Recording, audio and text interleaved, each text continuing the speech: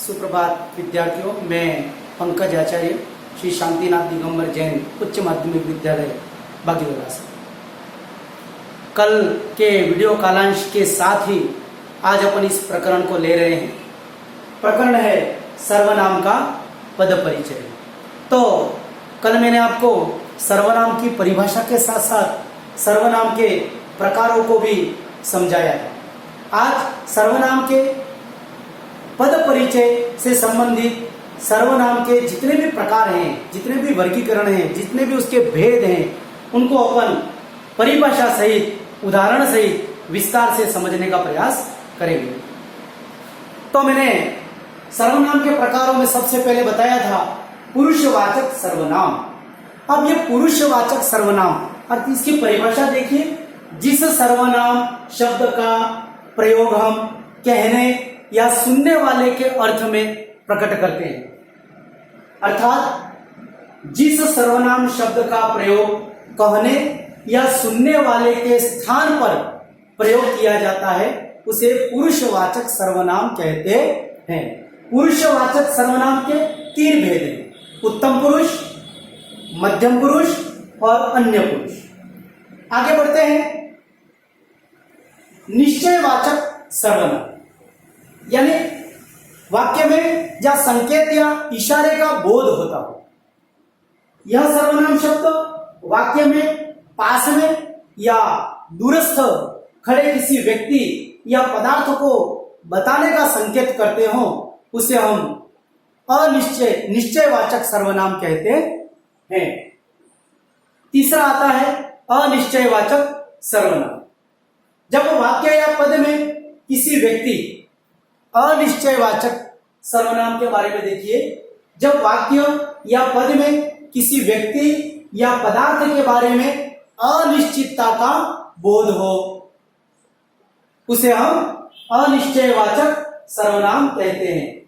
एक उदाहरण यहां पर दे रखा है, वाक्य या पद लिखकर देखिए, वह कौन है जो अपने जीवन में सदा सच बोलता है। वाक्य के अनुसार यहां पर अनिश्चितता का बोध है। वह कौन है? पुरुषवाचक सर्वनाम। लेकिन कौन? स्त्रीलिंग या पुल्लिंग, यहां पर अनिश्चितता का बोध है। इसलिए जब पद में किसी व्यक्ति या पदार्थ के बारे में अनिश्चितता का बोध होता हो, वहां अनिश्चयवाचक सर्वनाम कहलाता है। चौथा है संबंधवाचक सर्वनाम। संबंधवाचक सर्वनाम में वह दो उपवाक्यों को जोड़ने वाला संज्ञा युक्त या सर्वनाम शब्द संबंधवाचक सर्वनाम कहलाता है। वाक्य में दो उपवाक्यों को जोड़ने वाला या तो वो संज्ञा युक्त हो या सर्वनाम शब्द हो, उसे हम संबंधवाचक सर्वनाम कहते हैं। ये उपवाक्यों को जोड़ने का काम करता है। जैसे देखो, उदाहरण यहां पर दे रखा है, जैसी करनी वैसी भरनी। करनी भरनी ये शब्द है, वाक्य के दो उपवाक्य, इनको जोड़ रहा है। जैसी, वैसी, उसकी, उसके, ये जो शब्द है वो दो उपवाक्यों को जोड़ते हैं। तो जहां पर वाक्य में दो उपवाक्यों को जोड़ने वाला शब्द होता है, चाहे वो संज्ञा युक्त हो या सर्वनाम युक्त हो, है ना, उसे हम संबंधवाचक सर्वनाम कहते हैं।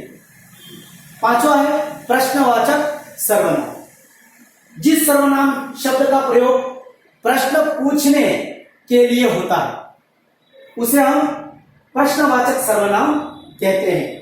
जैसे यहां पर कुछ उदाहरण दे रखे हैं। कभी कभी हम प्रश्न लिखते हैं तो पीछे क्या, कैसे, कितने, कौन कौन, कब, कहां, ऐसे शब्दों का प्रयोग करते हैं। तो ये प्रश्नवाचक सर्वनाम शब्द कहलाता है। अंतिम पांचवा है निजवाचक सर्वनाम शब्द। निजवाचक, जैसे नाम से ही इसका अर्थ प्रकट होता है स्वयं के लिए, अर्थात वाक्य में या पद में वक्ता या लेखक स्वयं अपने लिए इस शब्द का प्रयोग करता है, उसको हम निजवाचक सर्वनाम शब्द कहते हैं। जिसमें वक्ता या लेखक स्वयं के लिए शब्द काम में लेता है, प्रयोग करता है, उसे हम सर्वनाम शब्द, निजवाचक सर्वनाम शब्द कहते हैं। जैसे वाक्य में आता है कभी कभी मैं, अपना, अपनी, खुद, स्वयं, मेरे, मुझे इत्यादि इत्यादि शब्द वाक्य में आते हैं, तो ये वाक्य के निजवाचक सर्वनाम शब्द कहलाते हैं। तो इस प्रकार इस छोटे से वीडियो कालांश में अपन ने पद परिचय के अंतर्गत सर्वनाम शब्द का पद परिचय अपन ने पढ़ा। संज्ञा सर्वनाम की परिभाषा, उसके प्रकार, उसके उदाहरण और प्रत्येक प्रकार को अपन ने यहाँ पर विस्तार से समझने का प्रयास किया है। इस चार्ट को आप अपनी कॉपी में उतारें गृह कार्य के रूप में, उसको समझने का और याद करने का प्रयास करें। अस्तु, धन्यवाद।